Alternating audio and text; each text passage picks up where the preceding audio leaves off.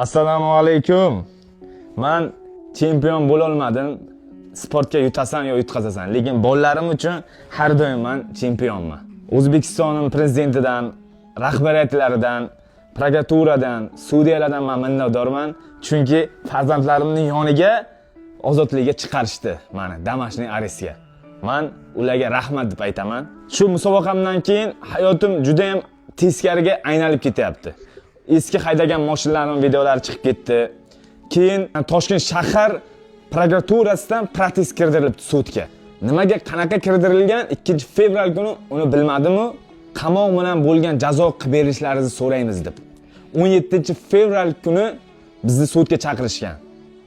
Meni qamoqqa bo'lgan jazo bilan almashtirishlari mumkin. Farzandlarimni ko'ziga men qamoqqa vaqtim quvonch yo'q edi. Men ko'chaga chiqdim, farzandlarim hammasini ko'ziga quvonch bor. Ota farzandlarning yoniga bo'lsa quvonch bo'ladi. Mayli meni qamab qo'yishi mumkin. Men o'zim qornimni to'ydirishim mumkin. Men ichkariy bo'lib, lekin mana to'rtta bolamni qornini kim turdi to'ydiradi? Farzandlarimni ko'zdan quvonch ketadi-ki. Men O'zbekiston prezidentimdan, rahbariyatidan so'rayman. Ichmasam, chakmasam, qimor o'ynamasam, qimorni taklif qilmasam, meni nima sababdan qamashadi?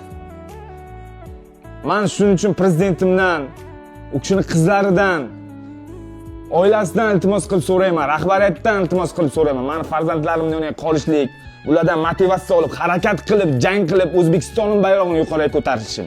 Men chet ellarga qiynaldim, shuncha yurdim, lekin O'zbekistonga kelib maza qilib yashayapman. Bundan men faxrlanaman o'zbekligimdan. Shuning uchun men sizlarga chiqolman. Meni sudga chaqirishyapti. Protest kirdirilgan, uni qaytadan qamoqqa almashtirilsin deb. Qamoqqa aylantirilsa, men qamoqqa ketsam, farzandlarimni yoniga, meni ota-onamni yoniga kim qolishi mumkin? Bu bosh egib video qilish emas. Farzandlarim uchun har bir ota hamma narsaga tayyor turadi. Uydan chiqmasligiga tayyor turadi. Farzandlar uchun hamma narsaga ota tayyor turadi. Sizlarga shuning uchun murojaat bilan chiqaman. Xalqim, qamalishim oldiga ham video qilganman. Mana chiqibman sizlarga rahmat aytdim. Prezidentimdan, xalqimdan yana ham sizlarga iltimos qilib, yana ham sizlarga chiqaman. Blogerlardan yetib borsin prezidentimga, rahbariyatlarda men qolishligim. Farzandlarim yoniga O'zbekistonning bayrog'ini yuqoriga ko'tarishga.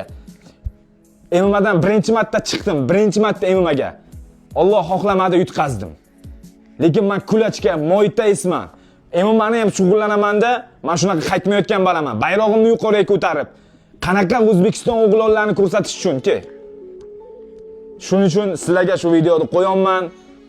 Tarqatib, rahbariyatdan, sudyadan, O'zbekiston prezidentimdan iltimos qilib qolaman. Qamoq bilan bo'lmagan jazo qilib berishlaringizni, o'sha joyga qoldirishlaringizni xohlayman. Hattoki jangning vaqti 9:30-9 ga o'yga bo'ldim. Men farzandlarimni yoniyaman. Men undan xursandman. Sizlardan iltimos qilib qolaman, hamma blogerlardan va aka-ukalarimdan bu videoni inshaalloh maksimal meni qo'llab-quvvatlashlaringizni, sizlarning yuraklaringizga, men ishonchlaringizga ana shunday qolishni xohlayman. Hammalaringizga rahmat sizlar. Men xalqimdan, prezidentimdan, rahbariyatdan iltimos qilib qolamanki, o'sha uy qamog'iga, o'sha kuchga qoldirishlaringizni xohlayman. Farzandlarimning yoniga bo'lib, ularga dalda bo'lib, O'zbekistonimga, farzandlariga o'rnak bo'lish uchun, bayroqlarni yuqoriga ko'tarishga, ko'rib mendan motivatsiya olishga, harakat qilishga yordam beraman va sizdan shuni iltimos qilib qolaman. Rahmat sizlarga.